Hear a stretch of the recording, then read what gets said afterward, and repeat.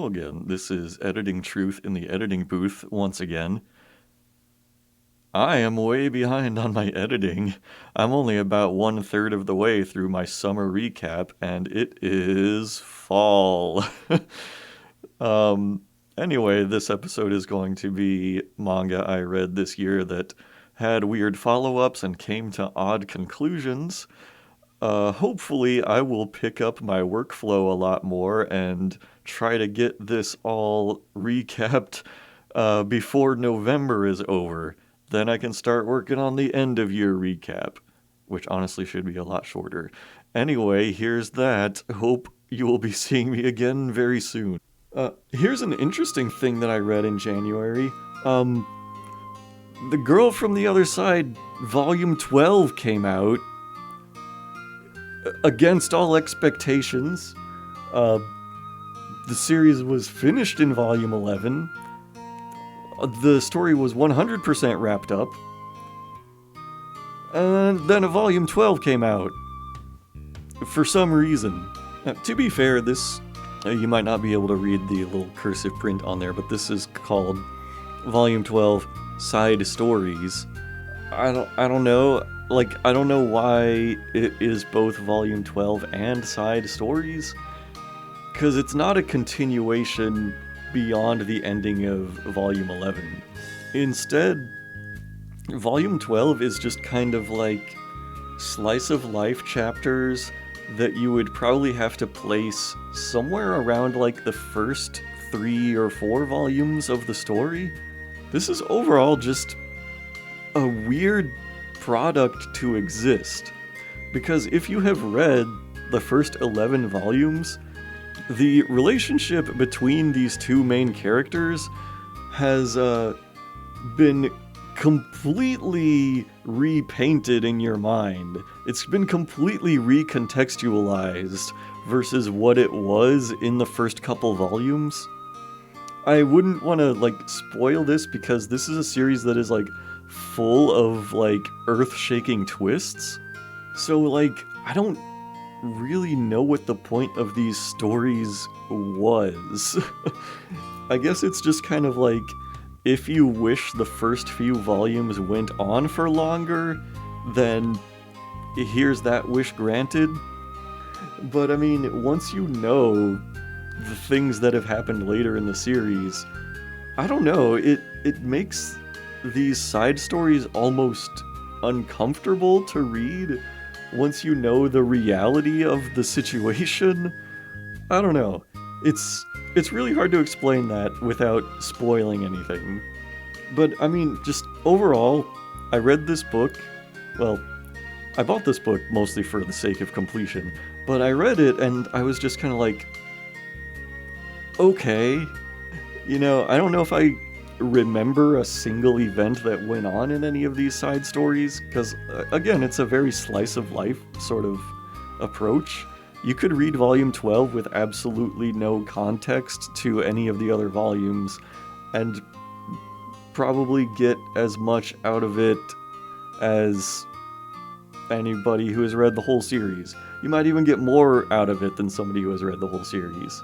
I read this and I was just kind of you can't really undo the story progression that happened in those first 11 volumes. You can't just go back to the early part of the story and be actually there was more. It would be kind of if you went back to part 1 of JoJo, if Hirohiko Araki made more chapters of JoJo Phantom Blood, and it was all about Jonathan and Dio as teenagers being great friends. You would just kind of be okay, who is this for? This doesn't add any greater context to the story or really expound on anything. It's just kind of what if Jonathan and Dio spent a longer time being good friends? Well, it's okay, sure, what if? So, speaking of extra volumes that came out well after the series was properly concluded for some reason, I also read a new volume of Orange this year. I can't remember if I talked about Orange in my previous year's video, but that was like yet another attempt of mine to read outside my wheelhouse. It's kind of, like a high school romance series, and I liked it pretty well overall. The premise of that one was that the main character is a high school girl, and she gets a letter one day which claims to be from her future self. And it basically tells her, like, if you don't follow this sequence of events, then your new classmate is going to die. And, she comes to find out that, oh wow, I think this letter really is from my future self, and I need to do this stuff to prevent this person's death, and also am I falling in love with him? And that was pretty good. This new volume came out this year, and I don't know if I remember a single thing that happened in it, because very much like this Girl from the Other Side volume, it was just kind of like more of the story that is already well concluded. So, yeah, I mean, a big kind of crux of Orange is that there was like a love triangle between two of the main guy characters and the main girl. And I don't know, not to give away too much, but like they kind of like determined to remain friends no matter which one of them ends up with her. And personally, I always felt kind of bad for the guy that didn't end up with her, because it's like, he didn't do anything wrong, he wasn't a shitty person. He did everything right. He was like totally like respectful of everybody and like overall a good person. And the story just shits on him for absolutely no reason. It basically ends like he spent the rest of his life unloved and never had another relationship for the rest of his life, and was lonely forever. The end. And so this new volume, I don't know, the only thing I really remember of it was like, those two main male characters are like, oh gee, is it really okay that she and I ended up in this relationship? Are you sure you're not upset? Because I know you also liked her. No, I'm totally not upset. It's fine. I want you both to be happy. Okay, that's good. I'm glad we can all be happy. Why did I read this volume? So I finished Island in a Puddle. Again, this is another one I mentioned in my last year's video. This was the new series by the creator of Erased. It was, about like a kid and a hitman who, through supernatural coincidences, switch bodies, and each of them is kind of like trying to get by in the other person's life, and also try to figure out a way to get switched back and expose the truth. My overall feelings, having finished the series, were, it's alright. It's fair, it's decent. But my feelings from the first 4 volumes kind of persisted through volume 5, which is that I feel like the artist is trying to recapture the same lightning in a bottle that he had with Erased, and just kind of like picking out the key story elements that he felt worked, and just trying to like recontextualize those exact same story elements onto a new story. This is a shorter series than Erased, but I'm just like, I don't feel like it hit nearly the same emotional depth that Erased does. And so in the end, it just kind of comes out feeling like Diet Erased. And, I hate to be like that down on the series, because it's like, if this was the only series that he had ever published, I would be like, this is really good. I would be like, this artist has a lot of potential, and I can't wait to see what else he makes. But, we're in a post-Erased world, and I kind of wish he would follow the advice which he directly wrote in the manga Erased, which is, you need to put more of yourself into the story.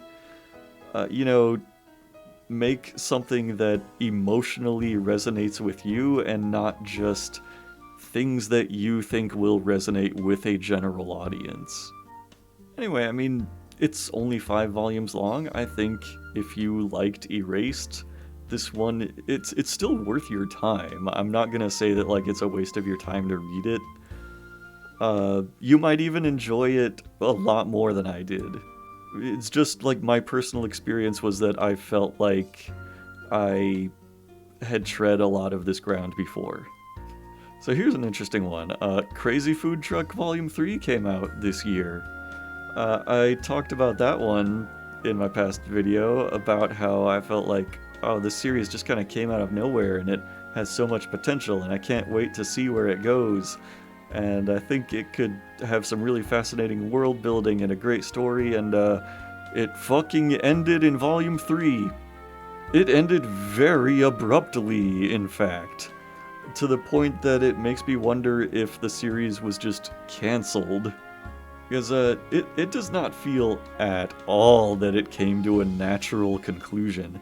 I mean, it came to a conclusion. It sure as hell did that. It came to, like, basically a scorched earth conclusion. It's something that I would compare to the original ending of Battle Angel Alita. And if you're not familiar with that, you can watch my video all about Alita, where I will go into some spoilery details about the original ending and how awful it was. I don't know. Part of me wants to avoid spoiling it, but I'm leaning a lot more towards the side of this was only 3 volumes long. How much is there really to spoil if I just like full on go into it?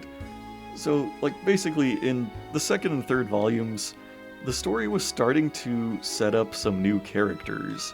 Like there were some flashbacks to the main character Gordon's past life, and like these other people that he knew in his military days. People that you see standing around like they are main characters, and I don't know if they ever even get named, but it felt like they were being set up to be fleshed out a lot more in future chapters. Then in Volume 3, so a kind of, I guess, gimmick of the series was that each chapter would be about a different recipe, and it would be about how the characters kind of acquire these exotic ingredients and how they cook something up to make like a really nice dish. I noticed in the 3rd volume that some of the recipes were being reused already, and I think there's like even a line from the characters where they're like, oh, bacon sandwiches again, huh? Didn't we do this already? Then, basically, the final chapter comes around and the main characters get fucking killed. The end. It was a horribly unsatisfying ending. It's, pretty comical in, like, how horrible the ending was. It's just so, like, completely unsatisfying that it makes me think the series had to have gotten cancelled. Either that or circumstances in the artist's life meant that he had to just stop immediately, and he just could not bear to go on with a single additional chapter. And it's a shame because, you know, like I said, I felt like it was setting up to be a really great series. I thought it had a creative premise. I liked the main characters a lot. I thought it was cool to feature like an older main character, and I also liked how the characters would like bond over food and cooking, and then they all fucking died. The end. Shame about that one. To everybody who gives financial support to me and my work, you have my utmost thanks for both your consideration and your patience. Now I'm going to pass it over to Charlie and we'll see what he thinks about this batch of manga.